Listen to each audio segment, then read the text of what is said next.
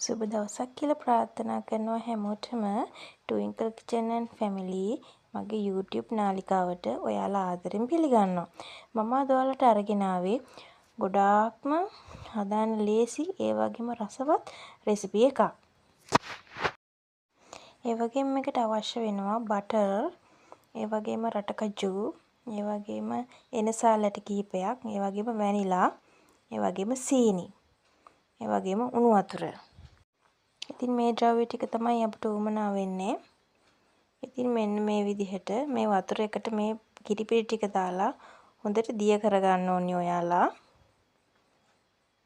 ඉතින් මෙන්න මේ පෙන්න විදිහට හොඳට දිය කරගන්න. කැට හිටින් නැති වෙන විදිහට හොඳට දිය කරගන්න.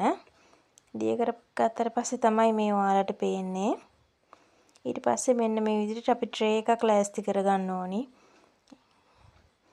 කිරි ටික මේ විදිහට ෆෑන් එකකට දාන්න ඕනි. ඊට පස්සේ ඒකට වැනිලා ටික එකතු කරන්න ඕනි. ඊට පස්සේ මෙන්න මේ විදිහට ටික වෙලාවක් යනකොට මේ විදිහට උකු වෙනවා. ඊට පස්සේ බටර් ටිකක් දාන්න ඕනි. ඊට පස්සේ මෙන්න මේ විදිහට බටර් ටිකක් දාලා උකු වුණාට පස්සේ ඊට පස්සේ රටකජු ටිකක් මේ විදිහට දාන්න ඔයාලා. ඊට පස්සේ මෙන්න මේ විදිහට ඝනකම් තත්වයකටපත් වෙනවා. ඊට පස්සේ මෙන්න මේ ඇඟිලි දෙකට අල්ලලා බලන්න ඔයාලා. චුට්ටක් ගුලි කරලා මෙන්න මේ විදිහට ඇඟිල්ල ඇලවෙනවා නම් මේක බෝලයක් විදිහට එහෙනම් පදම හරි. ඊට පස්සේ මේ ටික මෙන්න මේ විදිහට ට්‍රේ එකට දාන්න ඔයාලා.